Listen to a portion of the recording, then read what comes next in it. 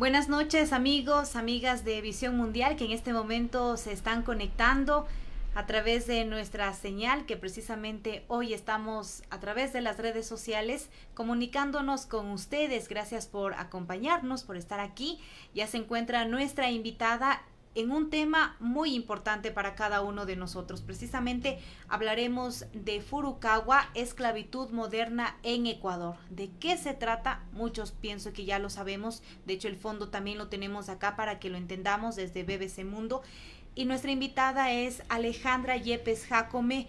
Ella pertenece al Comité de Solidaridad Furukawa Nunca Más. ¿Cómo está, Alejandra? Buenas noches. Hola, muchísimas gracias por la invitación, muchísimas gracias por permitirnos seguir difundiendo este tema que es importante para la sociedad en general, para entender que hay desigualdades, que unos vivimos con privilegios mientras otras personas viven con cosas muy justas y a veces ni siquiera llegan a ser cosas dignas. Muchas gracias por abrir este espacio. Gracias, y precisamente ahora en este espacio de Tu Voz queremos que usted nos comente cuál es la situación. Iniciemos desde lo que sucedió para que finalmente puedan entender que se trata de una esclavitud moderna en la empresa Furukawa. Ya, verás, te cuento un poco como en contexto. El problema se da a conocer a las autoridades más o menos en el 2017 a finales, pero en ese momento las autoridades de aquí de Quito lo único que les dicen a los trabajadores es que retornen a la localidad y que en las instituciones que son supuestamente desconcentradas podían encontrar una solución. Sin embargo, ellos no encontraron solución, la gente seguía como muy complicada porque no les pagaban, porque les votaban y porque les dejaban sin vivienda y sin trabajo, ¿no? Entonces ellos regresan acá a Quito en el 2018 en la Plaza Grande, que para entonces se había convertido en un espacio no solamente de recepción de presidentes, de cosas bonitas, sino también un espacio en el que la gente reclamaba sus derechos. Vuelven en el 2018 les reciben y empiezan como a gestionar también cómo el Estado en su conjunto, todas las instituciones podían resolver el problema. El tema es que con el tiempo, a pesar de que se empezaron como a descubrir ciertas cosas que en principio no son cosas que uno puede creer nomás, porque son cosas bastante complejas de creer, porque son cosas que tú en la vida cotidiana no miras, ¿no? O sea, porque mirar a una persona que no tiene su brazo y que te diga es porque yo trabajo en esto es como algo que no todos pueden creer. De todas maneras, el Estado empezó como a trabajar el tema con las entidades del Estado y cuando lo empezó a trabajar empezó a descubrir como las peores cosas de la vida, o sea, cosas que nunca te puedes imaginar quizás porque vives en el contexto urbano, porque quizás los problemas que se viven en este lugar no se parecen a los problemas que la gente del campo vive. Y ahí, claro, descubrimos que había un montón de gente que no tenía cédula de identidad, o sea, ni siquiera inscripción de nacimiento. Y era gente adulta, gente niña, gente joven que sobrevivían así, o sea, sobrevivían con el nombre que habían adoptado, con el nombre que sus familiares les dieron, pero no era un nombre que ni siquiera estaba registrado. La mayoría de gente en extrema pobreza, mucha gente con discapacidades a partir del trabajo que realizan procesando la fibra, muchos niños sin haber ido a la escuela, sin ir a la escuela, y muchos adultos que eran incluso analfabetos y otros, en el mejor de los casos, analfabetos funcionales, es decir, que sabían leer su nombre, sabían escribir, sabían firmar, pero si tú les ponías un documento complejo, no lo leían o no lo entendían porque finalmente nunca habían ido a la escuela. Y cuando empezamos a encontrar todos estos problemas, la Defensoría de entonces, que estaba liderada por Gina Benavides, descubre que era una defensoría, que era un problema que tenía que resolverse con inspecciones en la localidad, en la zona. Y ahí es cuando la Defensoría, en ese entonces también trabajaba Francisco Hurtado, él dice, frente al Estado y frente a todas las instituciones, yo como Defensoría del Estado, Defensoría del Pueblo, perdón, me comprometo a hacer un informe final de esto y hacerlo público. O sea, siempre con esa claridad. Y claro, cuando decidimos todas las entidades del Estado ir a los campamentos, descubrimos como las peores cosas, ¿no?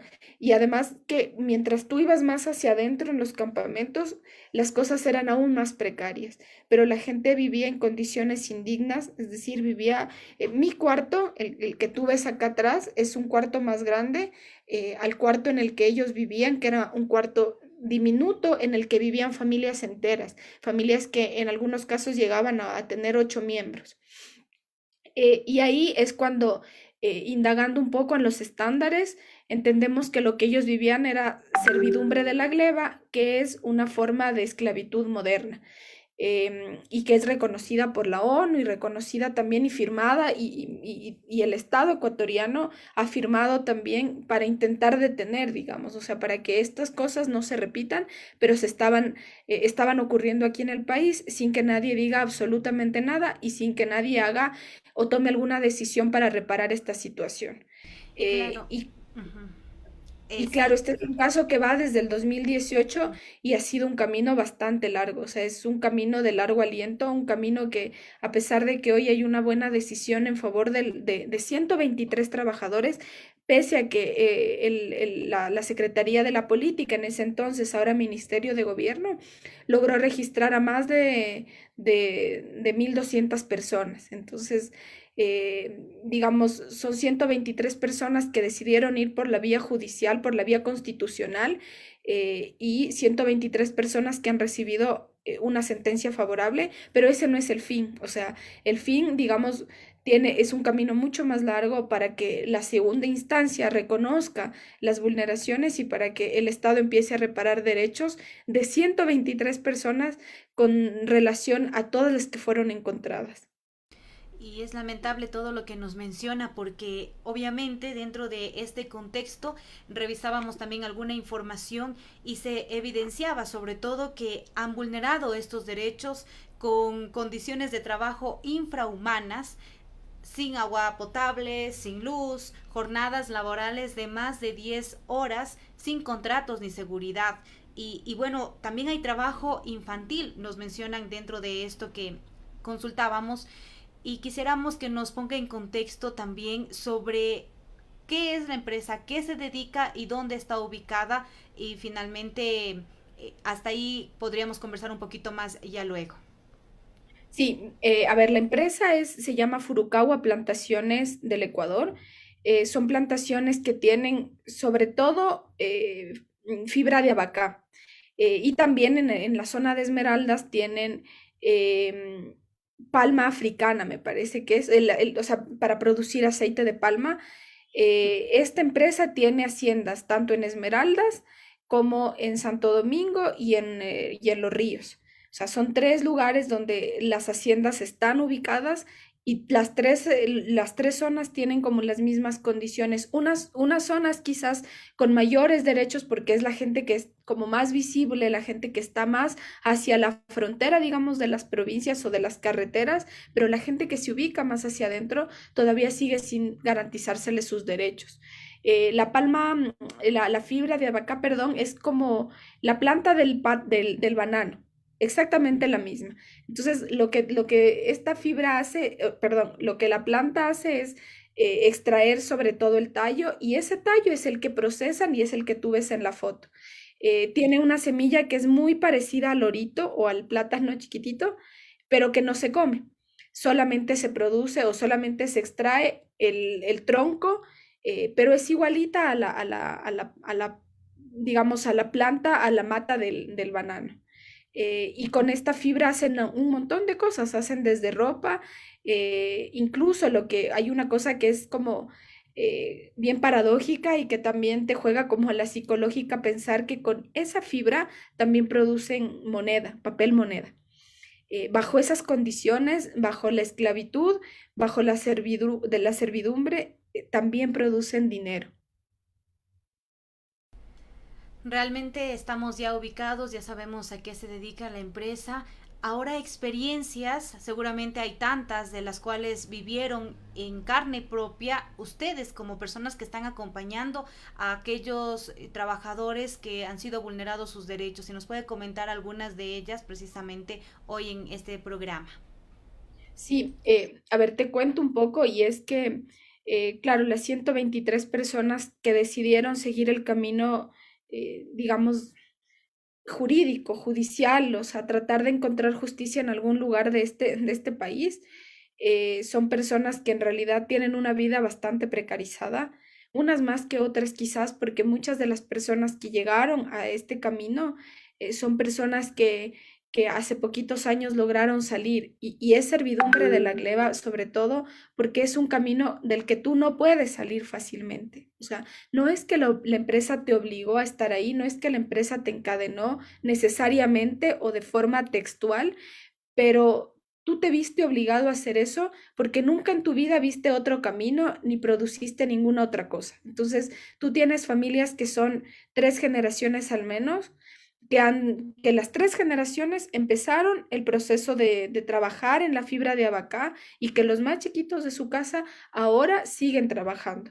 Por eso tienes tu gente, por ejemplo, dentro del grupo de las 123 personas, y se repite mucho también, tienes a personas de 60 años, de 65 años que empezaron a trabajar casi casi que en la empresa cuando la empresa vino acá al país, porque no es una empresa que nace propiamente en el país, sino es una empresa que empieza a venir acá al país a comprar las haciendas porque empieza a sembrar la semilla de la fibra de abacá y justo en esa zona, que es en la zona de Esmeraldas, de Los Ríos y de Santo Domingo, la zona es apta para esta fibra. Y claro, una de las cosas también que te pone a pensar mucho en cómo al final resultan estas condiciones laborales afectando la vida de mucha gente mientras se enriquece a otros grupos. Aquí en el Ecuador se produce una fibra de abacá que es bastante requerida en el mundo. De hecho, Furukawa es la empresa, la mayor exportadora de fibra de abacá aquí en el país. Entonces, tú tomarás en cuenta que al final las condiciones en las que la gente y los campesinos de esa empresa trabajan son condiciones que realmente preocupan mucho, sobre todo porque te permite entender que hay vidas que para otros grupos económicos e incluso para el Estado importan menos. E importan menos porque ni el Estado ni la empresa es capaz de resolver la situación, sino de encontrar como las trampas para que la gente siga trabajando en esas condiciones y que nunca deje ese lugar. Entonces, es un poco así como se entiende también la esclavitud moderna y específicamente la servidumbre de la gleba. Es una forma de trabajo que, que difícilmente la dejas y difícilmente la dejas porque toda tu vida ha estado en ese mismo camino y la vida de tus hijos, la vida de tus abuelos sigue estando en ese lugar. Cuando se queda únicamente al evidenciar que son 3 generaciones, que va de familia en familia, es porque obviamente no hay otro panorama, como nos menciona nuestra invitada Alejandra Yepes Jacome, y ahí es cuando todos debemos tomar en cuenta qué está sucediendo en cada uno de los derechos dentro de los trabajos en los cuales usted se encuentre, porque evidentemente esta esclavitud moderna, este es uno de los casos, seguramente puede existir varios más, y es importante que estos derechos pues se puedan ejecutar y puedan ser entendidos. Ahora, esto también ha llevado a que pida disculpas el gobierno, precisamente la empresa, para todos estos trabajadores. ¿Cómo está la situación actual de Furukawa? Ya, a ver, estas 123 personas ganaron la acción constitucional, que era una acción de protección con medidas cautelares. Después de un largo camino, porque además ha sido como es el trámite que han tenido que enfrentar muchas de las personas que están, bueno, todas las personas que están en esta situación, es que ha sido un camino bastante largo, o sea, un camino que inició quizás en el 2019 ya con la acción ingresada a Santo Domingo y recién en abril, me parece, de este año les dieron sentencia positiva. Esta sentencia positiva lo que demanda son algunas cosas, lo que te exige son algunas cosas, entre ellas las disculpas públicas, la entrega de tierras a los trabajadores y también la entrega de indemnización, entre otras cosas más.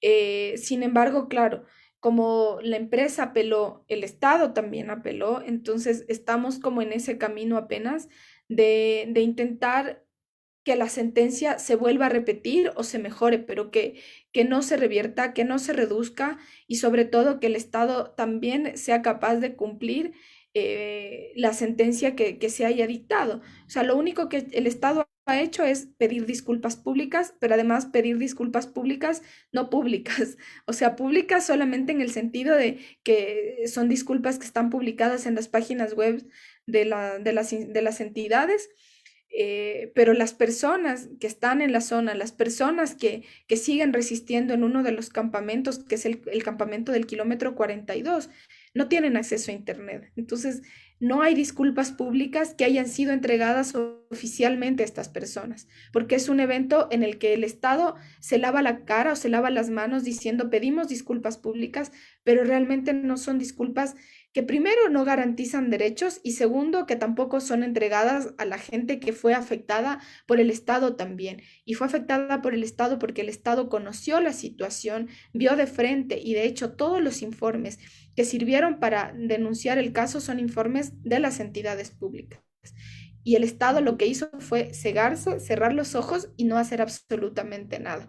Entonces, digamos, como te decía en principio, el camino es largo, es un camino de largo aliento.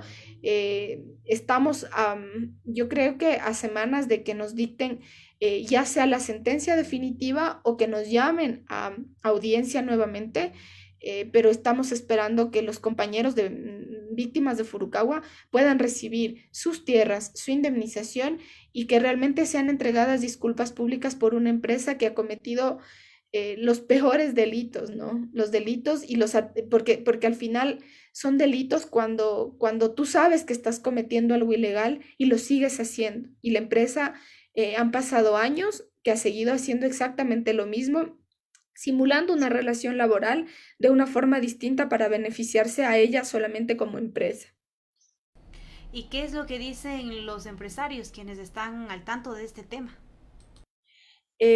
Furukawa lo que ha dicho, y de hecho por eso apela, es que ellos arrendaban esos lugares y que de ellos necesariamente no dependía la relación de los trabajadores, porque además la fibra de abaca no es que la produce una persona, sino es como una cadena de oficios y que ellos supuestamente no conocían el tema, pero en realidad no es cierto, porque la empresa Furukawa era la única que tenía acceso a esos campamentos, o sea, incluso las personas que vivían y que trabajaban en ese lugar no tenían libre movilidad, porque la empresa cerraba las puertas y claro, tú en el campo puedes salir, pero cuando ya terminas el trabajo, que seguramente serán después de 10 horas, no sales y además no te das la vuelta al campo para poder salir porque las puertas están ubicadas ahí y las puertas tienen candados. Entonces, lo que ha dicho la empresa es que eran relaciones no laborales, sino que tenían un arriendo estas personas en ese lugar y que bajo esa modalidad trabajaban.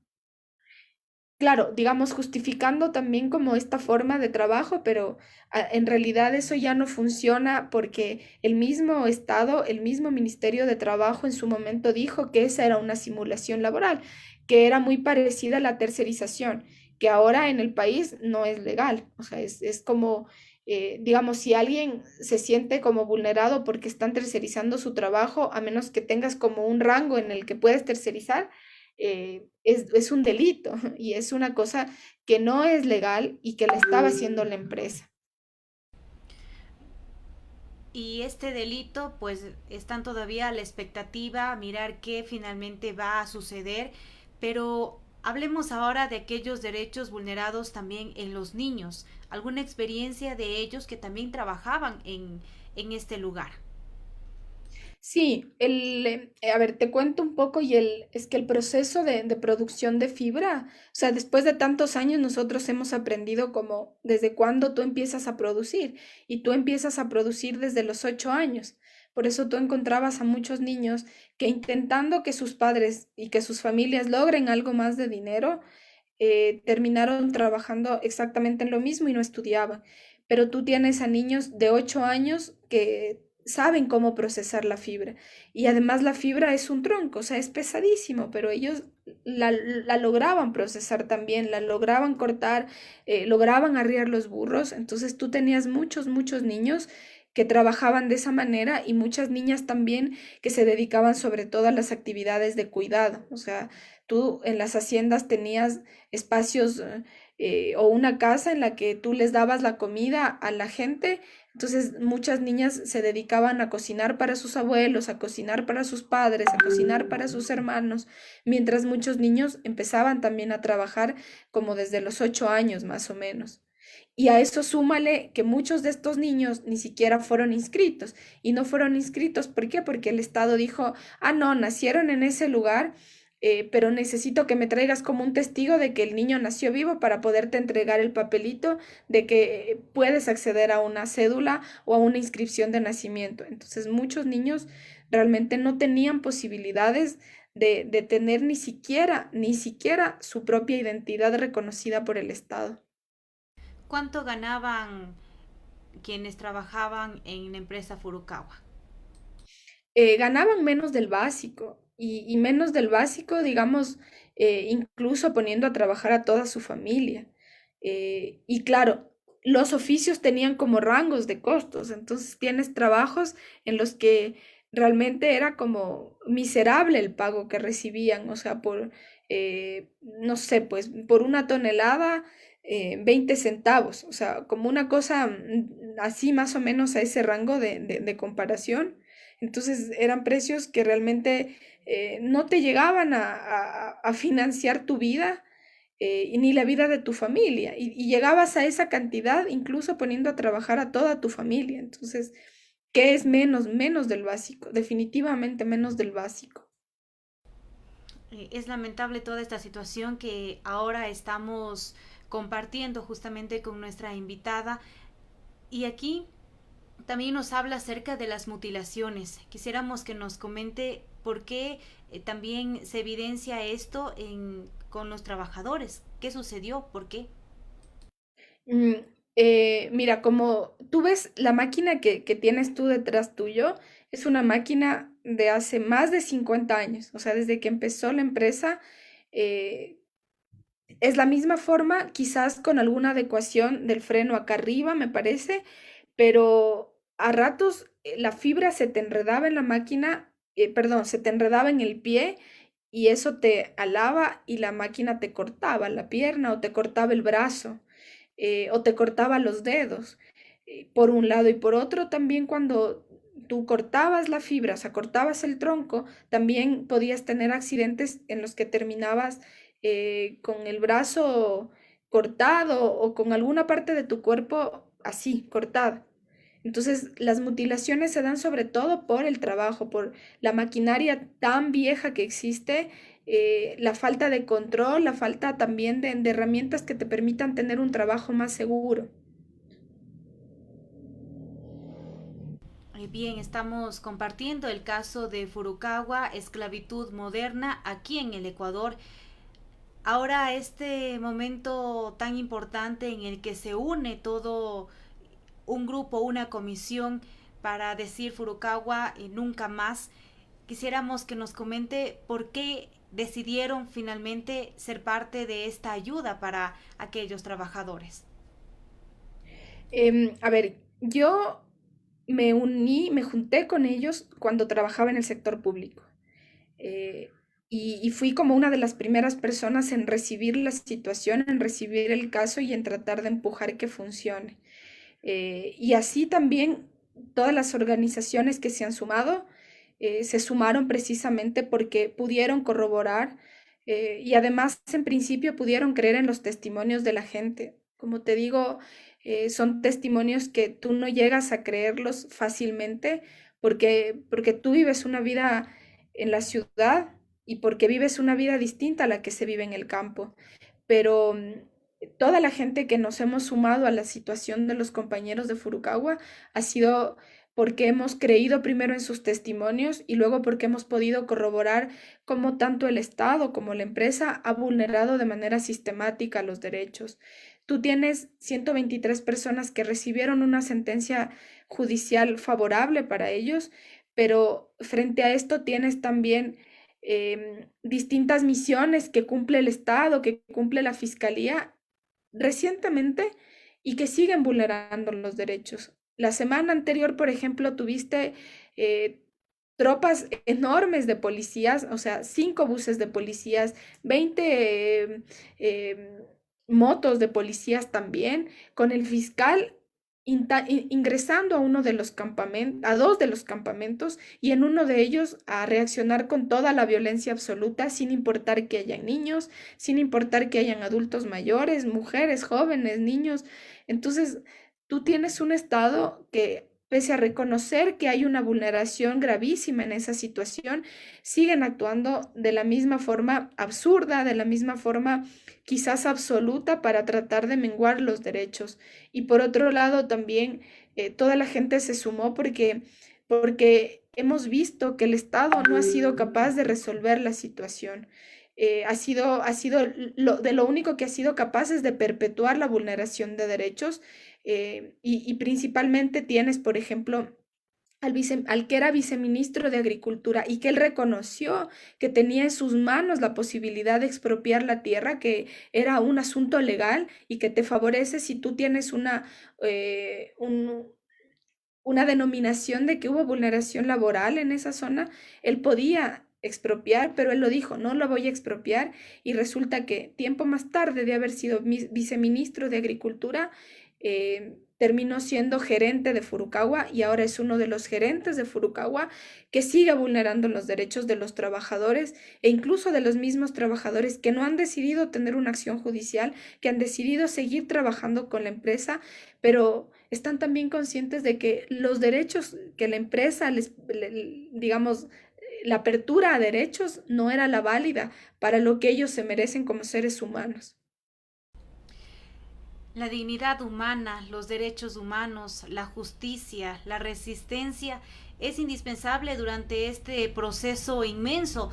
Y yo quisiera que nos cuente este lado humano, Alejandra, porque yo sé que muchas veces cuando ya miran que no hay soluciones, cuando todas las autoridades que tienen que realizar su objetivo principal, que es velar por los derechos de quienes están pidiendo alguna audiencia, de quienes piden que por favor les ayuden, hay momentos en los cuales ya son difíciles y no saben a quién acudir. ¿Cómo han tomado esta resistencia para que puedan seguir desde que empezaron, ¿no? Desde hace muchos años atrás, y que ahora poco a poco está saliendo algo ya de esos objetivos planteados, pues una vez más, siendo ya a nivel mediático, se los mira, tal vez al principio no existía tampoco este tipo de ayudas necesarias para que se pueda conocer lo que está pasando? Sí, o sea, yo creo que una de las cosas que nos ha mantenido a todos en este lugar, o sea, todo el Comité de Solidaridad, y que ha permitido que más gente se sume, ha sido la resistencia de los compañeros. O sea, no hay cosa más grande que te permita alegrarte, pero a la vez llorar de la emoción de verles a ellos resistiendo y con cada cosita, con cada logro, aunque sea pequeño, en su momento y ahora, claro, mucho mayor porque tienen ya una sentencia, es sentirse emocionados de que su situación va a cambiar. O sea, de que en algún momento van a poder tener una vida distinta y no la vida que sus papás tuvieron que darles porque eran las condiciones en las que ellos nacieron, en las que ellos vivieron. Entonces, a mí me parece que lo más fuerte de esto es cómo ellos, después de tantos años de trabajo, porque, digamos, el encuentro que tuvieron en el 2018 en el Estado no fue el primero. Hacia atrás venían como más intentos de encontrar justicia y de encontrar verdad y de revelar su caso. Y solamente años más tarde llega esta situación, llega esta posibilidad de contar su historia públicamente, y eso es lo que a ellos les ha mantenido resistiendo y que de alguna manera también nos empuja a nosotros a seguir motivando el caso y a seguir empujando también quizás reparaciones de otro tipo también, o sea, entender que la gente tiene que conocer qué derechos tiene y qué derechos desde que nace son suyos y por los que deberíamos aprender a luchar también con empatía, aprender a luchar con ellos y también aprender a empujarlos desde estos otros espacios de derechos humanos en los que nosotros estamos. Pero definitivamente la resistencia que ellos han mostrado, la fuerza que terminan ellos entregando a este caso, ha sido aquello que nos ha permitido seguir. O sea, esa misma resistencia con la que ellos han trabajado tantos años, con la misma fuerza que tú le ves al Señor que está detrás tuyo trabajando, esa misma resistencia es lo que a nosotros nos ha motivado también. Y el desconocimiento muchas veces ha hecho que todos los trabajadores, aquellos que pasaron la esclavitud moderna, no sepan cuáles son sus derechos. Y es por eso que queremos ahondar siempre en estos temas durante este segmento de cada viernes. Y ahora decirle a usted, Alejandra Yepes Jacome, que hoy nos está acompañando, que sigan adelante en este vencer, en este seguir adelante por los derechos. Yo estoy segura que a lo mejor algún familiar, algún amigo, personas cercanas también han sido vulnerados los derechos y pues les motiva a que otras personas no puedan estar de mejor manera y no pasen por estos momentos difíciles. Todas las personas que han llegado durante este tiempo acá a Visión Mundial en este segmento nos han comentado que han pasado por momentos graves. No sé si tal vez este fue también su caso, Alejandra, o qué fue además de esto que le ha motivado para continuar en esto de que lo que usted realiza. La motivación más grande creo es entender que mis condiciones son distintas y que tengo muchos privilegios que la gente que está ganándose la vida a diario no tiene.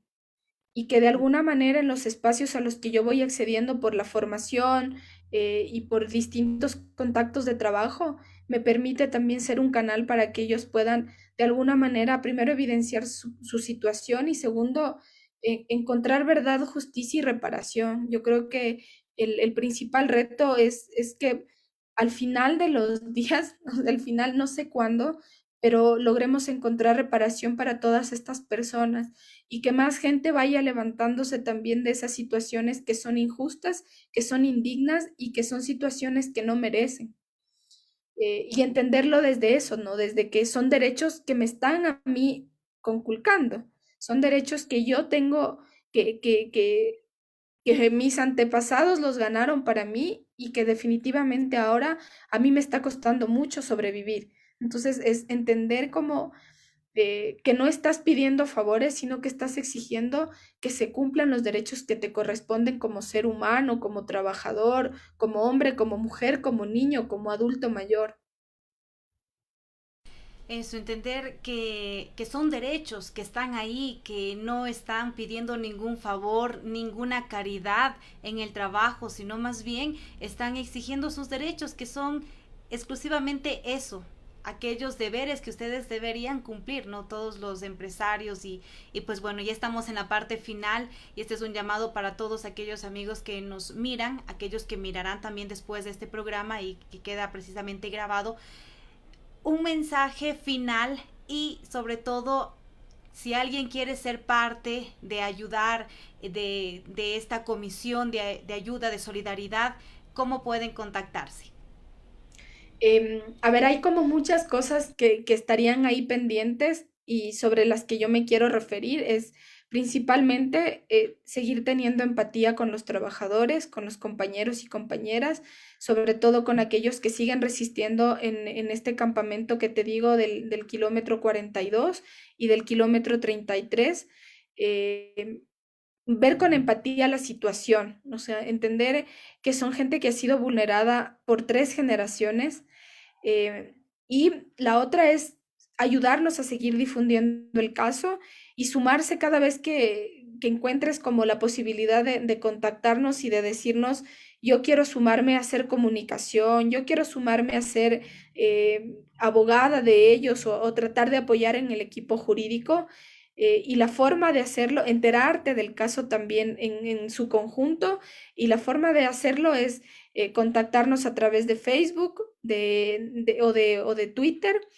Estamos como Abacalero Libre, Abacalero con B grande, Abacalero Libre, en Facebook y en Twitter. Y también poder revisar la página de Furukawa Nunca Más, es www.furukawanuncamás.org. Ahí vas a encontrar como todos los documentos que hemos ido como recopilando en estos años. Y también podrás escribirnos ahí, pero yo creo que lo más fácil es poder escribirnos a través de Twitter y Facebook y entender que hay un montón de cosas que la gente que está en el común, en el diario vivir, podría ayudar en comunicación, en derecho, incluso en cuestiones médicas, porque la gente ha vivido como sin ningún servicio básico, y cada vez hay como más problemas de salud de las personas que son adultas mayores. Hoy mismo tenemos un compañero que sufrió un accidente en el ojo y estamos intentando buscar que le operen porque probablemente se quede sin ojo, o sea, su vista la pierda de un solo ojo. Entonces, son como varias cosas en las que la gente podría sumarse, y tratar de aportar como de estas cosas que parecerían chiquitas, pero en realidad son sumamente grandes para ellos y para nosotros también que estamos en este comité de solidaridad.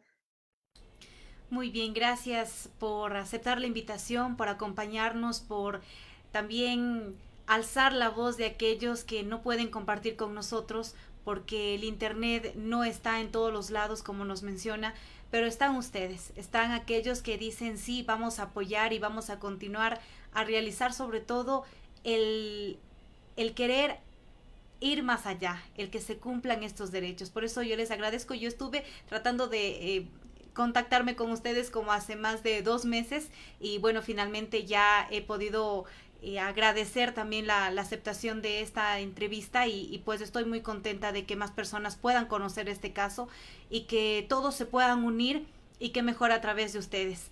Así que gracias a Alejandra Yepes Jacome, literalmente ahora hoy nos comenta de parte de todo, de todos en Furukawa Nunca Más, este comité de solidaridad de Furukawa Nunca Más, y que así sea, que nunca más estos derechos sean vulnerados. Gracias por habernos acompañado.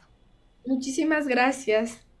Gracias. Y a ustedes amigos que están conectados, gracias por estar ahí y pues tomemos en cuenta todo lo que nos van mencionando nuestros invitados, que seguramente ayudarán para que mejoremos la educación en todos los aspectos. En cada momento nosotros necesitamos educarnos más para que no seamos víctimas de estos, lamentablemente, estos hechos que no ayudan a una vida digna, a un periodismo digno también, porque esto es indispensable recordar que aquí estamos para alzar la voz de quienes tienen voz pero necesitan ser escuchados, que alguien más les pueda decir, porque muchas veces no han tenido esa posibilidad y pues qué mejor que podamos hacerlo desde acá. Gracias a ustedes por habernos acompañado. Buenas noches.